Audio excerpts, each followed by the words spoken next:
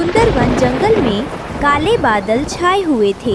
हवा तेज थी और हर पेड़ की डालियां कांप रही थीं। रानो चिड़िया अपने छोटे से टूटे घोंसले में बैठी थी। उसके साथ दो नन्हे बच्चे गुड़िया चिड़िया और कुकू चिड़ा थे। हे भगवान, ये बारिश तो थमने का नाम ही नहीं ले रही। हमारा ये टूटा फूटा घोंसला कब तक हमें बचाएगा? अम्मा, ये पानी क्यों टपक रहा है? मेरी पंखी तो भीग गई। अम्मा, मुझे ठंड लग रही है। तेज हवा का झोंका आया और अचानक टहनी से बना घोंसला टूटकर बिखर गया। तीनों भीगे पंखों के साथ जमीन पर आ गिरे। अरे, मेरा घर सब बिखर गया। बच्चों को अब कहाँ ले जाऊं? अम्मा, हमें डर लग रहा है। क्या हम अब बिना घर के रहेंगे? पास ही पेड़ पर बैठे कालू कौवा और गोरी कौवी ये सब देख रहे थे। देखो तो सही, गरीब रानो का घर भी पानी में बह गया। बेचारी अपने बच्चों को बारिश से भी नहीं बचा सकती। क्यों मेरा मजाक उड़ाते हो? मैं भी तो माँ हूँ, अपने बच्चों को बचाने की कोशिश कर रही हूँ। बारिश थमी नहीं। तीनों भीगते हुए एक झाड़ी के नीचे छुप गए। तभी घने अंधेरे से दो चमकती हुई आंखें उन्हें घूरने लगीं। अम्मा, वो देखो, चमक रही हैं दो आंखें। अम्मा, कोई हमें देख रहा है। वो कोई और नहीं बल्कि जंगल की खूंखार बिल्ली थी। उसके मुंह से लार टपक रही थी। वाह, कितने रसदार छोटे छोटे पंछी। आज तो मजेदार दावत मिलेगी। मेरे बच्चों की तरफ देखना भी मत, पीछे हट जा। तू मुझे रोक पाएगी? तू खुद तो एक नन्ही चिड़िया है।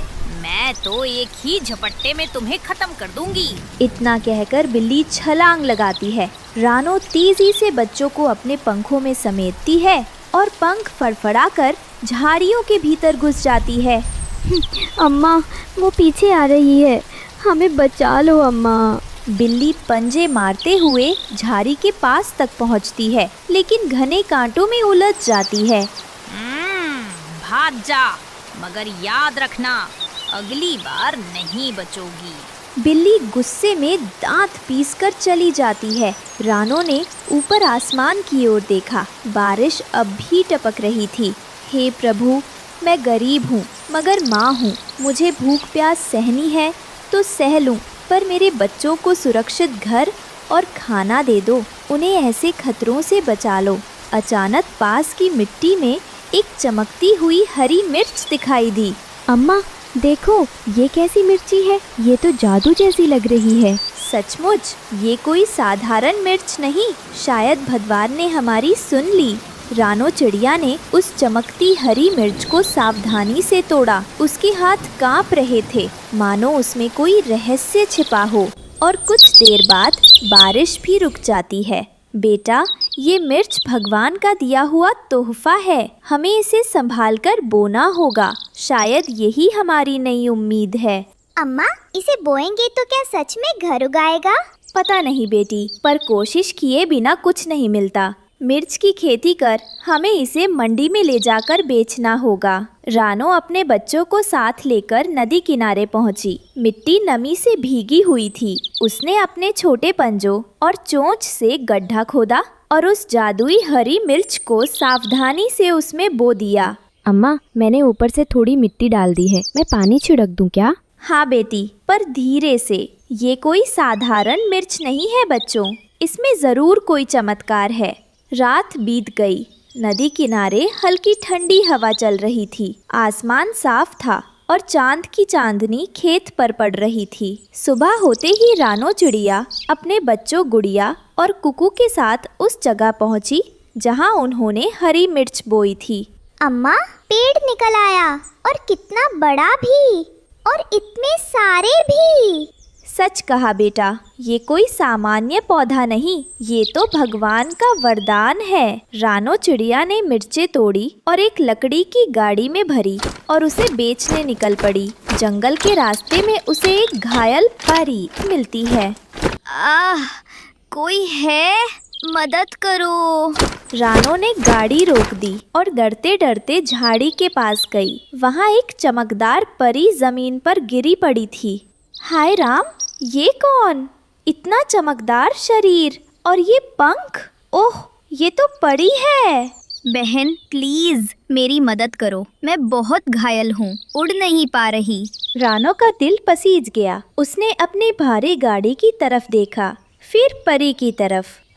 हे भगवान, अब मैं क्या करूं? ये जादुई मिर्चें हैं, अगर मैं इन्हें पीसकर जख्मों पर लगा दूं तो? हाँ, यही करना सही रहेगा। बहन, अगर तुमने मेरी मदद की तो मैं कभी भी तुम्हारा एहसान नहीं भूलूंगी। रानो ने कुछ जादुई मिर्चें ली, उसे जख्मों पर लगा दिया। मत घबराओ बहना, जब तक मैं जिंदा हूँ तुम्हें कुछ नहीं होगा। धीरे धीरे परी का दर्द कम होने लगा। उसकी सांसें सामान्य हो गईं और उसकी आंखों में चमक लौट आई। तुमने मेरी जान बचाई है और इसका बदला मैं जरूर चुकाऊंगी। अरे ये कहाँ चली गई? मैंने तो मदद की थी, इतनी जल्दी कैसे गायब हो गई? काश कुछ कहे बिना ना जाती। रानो का दिल टूट गया। वो अपने आंसुओं को रोक ना पाई और भारी मन से अपनी गाड़ी को धक्का देने लगी। थकी हारी निराश रानो वापस अपने खेत की ओर लौट आई। हे भगवान, मैंने अपनी मेहनत की मिर्चें किसी की जान बचाने में लगा दी। सोचा था कि इन्हें बेचकर अपने बच्चों का पेट भरूंगी, मगर अब घर भी नहीं, खाना भी नहीं। अचानक खेत में एक अजीब सी रोशनी फैलने लगी। खेत के बीचों बीच परी फिर से प्रकट हो गई। अरे तुम तो जंगल में गायब हो गई थी। मैंने सोचा था तुम हमेशा के लिए चली गई। नहीं बहन, मैं कहीं नहीं गई थी। तुम्हारा दिल परखना जरूरी था। तुमने बिना लालच के मेरी मदद की, इसलिए अब तुम्हें तुम्हारे त्याग का फल मिलेगा।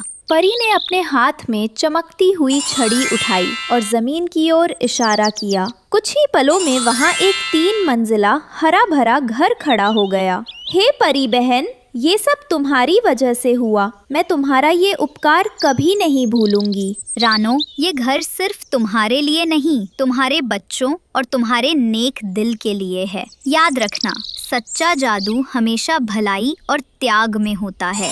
इतना कहकर परी रोशनी में बदल गई और आकाश में विलीन हो गई। रानो और उसके बच्चे अपने नए 3 मंजिला घर में खुशी खुशी रहने लगे। मम्मा, हमारी सब्जियां कितनी अच्छी हो गई हैं। मम्मा, क्या अब हम इन्हें बाजार में बेच सकते हैं? हाँ गुड़िया बेटी, हमारी सब्जियां अब बिल्कुल तैयार हैं। हम कल ही इन्हें बाजार लेकर जाएंगे। रानो चिड़िया और गुड़िया कुछ सब्जियां तोड़कर अपने घर ले जाती हैं। कालू जी, वो देखो, रानो चिड़िया की सब्जियां पक गई हैं। हाँ, सब्जियां तो बिल्कुल तैयार लग रही हैं। कालू जी, चिड़िया तो गई अपने घर। चलो हम चिड़िया की सब्जियां खाकर आते हैं। कालू और गोरी रानो चिड़िया के सब्जियों के खेत में चले जाते हैं और सब्जियां तोड़ तोड़ कर खाने लगते हैं। तोता भी दूर पेड़ पर बैठा अमरूद खा रहा था। उसकी नज़र कौवों पर। दोस्तों, ये रहे हमारी आज की वीडियो के प्यारे सब्सक्राइबर्स के नाम। अनुष्का, मुस्कान शेख, दिशा और जो नहीं चुने गए, चिंता मत करो, अगली बार तुम भी बन सकते हो जंगल के सुपरस्टार। दोस्तों, अगर आप भी चाहते हैं मैं आपका नाम अपनी कहानी में लूं, तो देर किस बात की, जल्दी से पर पड़ती है। ये कौवे, ये दुष्ट कौवे कैसे रानो चिड़िया की सब्जियां बर्बाद कर रहे हैं। मैं अभी जाकर रानो चिड़िया को बता कर आता हूँ। तोता जल्दी से उड़ता है और अपने घर जाता है। हरियाली, क्या रानो चिड़िया यहाँ आई थी? हाँ, आई तो थी, मगर अब चली गई। कह रही थी कौवों के घर भी गाजरें देने जाना है। कैसी बेवकूफ है ये रानो चिड़िया, अपने दुश्मनों को भी अपना दोस्त समझती है। मैं अभी आता हूँ। तोता जल्दी से उड़ता है और रानो चिड़िया के घर जाता है, मगर रानो चिड़िया तो घर पर थी ही नहीं। गुड़िया, गुड़िया बेटी, तुम्हारी मम्मा कहाँ है? अंकल, मम्मा तो आपके घर ही गई है गाजर की सब्जी देने। रानो चिड़िया कौवों के दरवाजे पर दस्तक दे रही थी कि तोता वहां आ जाता है। कोई फायदा नहीं तुम्हारी दस्तक का, क्योंकि कौवे घर पर नहीं है। मगर आपको कैसे मालूम? क्योंकि मैं कौओं को अभी अभी तुम्हारे सब्जियों के खेत में देख कर आ रहा हूँ। जल्दी चलो, वो सारी सब्जियाँ बर्बाद कर रहे हैं। ये आप क्या कह रहे हो तोते भैया? जल्दी चलो। रानो चिड़िया और तोता तुरंत वहाँ से उड़ते हैं और जल्दी से उड़ते हुए खेत में पहुँच जाते हैं। गोरी कालू, कुछ शर्म करो, ये मेरी दिन रात की मेहनत है जिसे तुम दोनों इस तरह बर्बाद कर रही हो। रानो बहन, ये सारी सब्जियां हमने नहीं तोड़ी, ये तो पहले ही कोई तोड़कर फेंक गया था। निकल जाओ मेरे खेत से। दुष्ट कौवा, आइंदा फिर कभी मेरे खेत की तरफ मत आना। गोरी और कालू वहाँ से चले जाते हैं। वह थोड़ी दूर जाकर एक पेड़ पर बैठ जाते हैं। कालू जी, हमारी इतनी बेइज्जती तो कभी नहीं हुई जितनी रानो चिड़िया ने की है आज। मैं छोड़ूंगी नहीं इस छोटी चिड़िया को, मैं बदला लेकर ही रहूंगी इस चिड़िया से। गोरी नाम है मेरा, गोरी। मगर रानो चिड़िया तो अपने घर चली गई थी, वो यहाँ क्यों आई? तुमने देखा नहीं, वो मोटी चोंच वाला तोता भी उसके साथ ही था, उसी ने बताया होगा। मैं छोड़ूंगा नहीं, उस तोते के बच्चे को मैं छोड़ूंगा नहीं। रानो चिड़िया अपने घर चली जाती है। मम्मा, तोता अंकल आए थे, आपका पूछ रहे थे, काफी जल्दी में थे वो, सब ठीक तो है ना? हाँ, वो गोरी और कालू। रानो चिड़िया सारी बात गुड़िया को बताती है। मम्मा, वो दुष्ट कव्वे रात होते ही फिर से सब्जियां खाने आ जाएंगे। उसका इंतजाम मैंने कर लिया है, आप चिंता मत करो। रानो चिड़िया और गुड़िया खाना खाती हैं। कालू जी, रात होने ही वाली है, उस रानो की सब्जियां तो मैं छोड़ूंगी नहीं। अब हम उसकी सब्जियां नहीं चुरा सकते। क्या? क्या मतलब? उसने अपने खेत में घंटियां लगा दी हैं, अगर हम गए तो वो बजने लगेंगी। कालू जी, आइडिया, अगर सब्जियां हमारी ना हुई तो उस रानो चिड़िया की भी कभी नहीं होंगी। गोरी कालू के कान में कुछ बताती है। हाँ, अब यही सजा होगी उस रानो की बच्ची की। रात हो जाती है। कौवा और कव्वे जहरीला पाउडर लेकर चिड़िया के खेत के ऊपर उड़ने लगते हैं और वो जहरीला पाउडर दूर से ही रानो चिड़िया की सब्जियों पर डाल देते हैं। अब आएगा मजा। गोरी और कालू जल्दी से उड़ने लगते हैं कि तभी गोरी कव्वे का पंख झाड़ियों में ही फंस जाता है। कालू जी, मुझे जल्दी से निकालो, ये ना हो कि कोई हमें यहाँ देख ले, जल्दी करो। निकाल तो रहा हूँ, क्या करूँ अब? कालू कौवा जैसे तैसे गोरी को वहाँ से निकालता है। चलो, अब जल्दी उड़ो। गोरी और कालू तुरंत वहाँ से भाग जाते हैं। सुबह हो जाती है। गुड़िया आज बहुत खुश थी क्योंकि वो आज पहली बार अपनी मम्मा के साथ बाजार जाने वाली थी। मम्मा चले?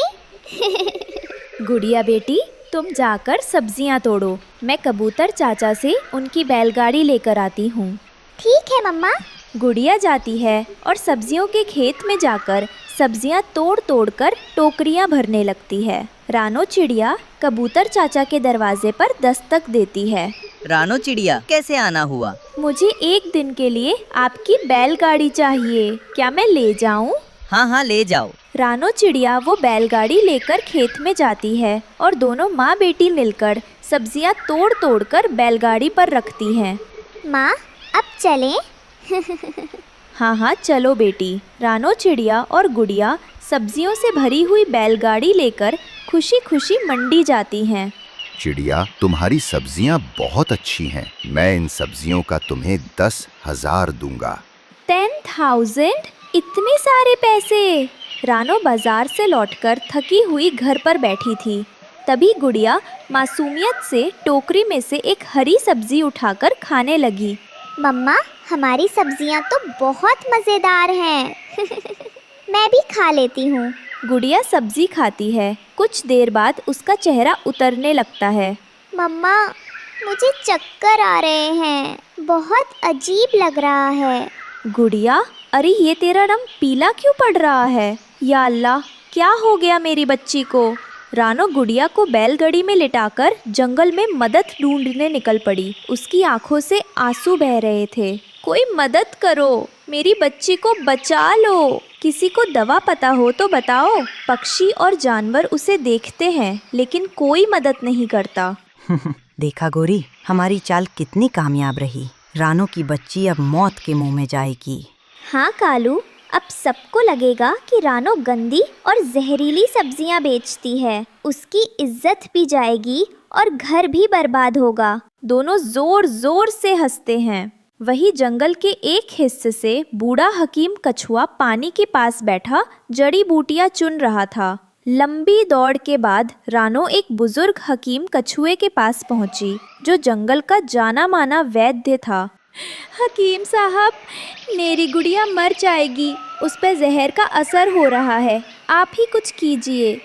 घबराओ मत बेटी, जंगल में हर जहर का इलाज मौजूद है। जल्दी से उसे जमीन पर लेटाओ। वो अपनी पोटली से कुछ पत्ते निकालकर गुड़िया को काढ़ा पिलाता है। कुछ ही देर में गुड़िया की सांसें संभलने लगी। उसका चेहरा फिर से लालिमा से भर गया। मम्मा, मेरी बच्ची, अल्लाह तेरा शुक्र है। हकीम साहब, आपने मेरी जान बचा ली।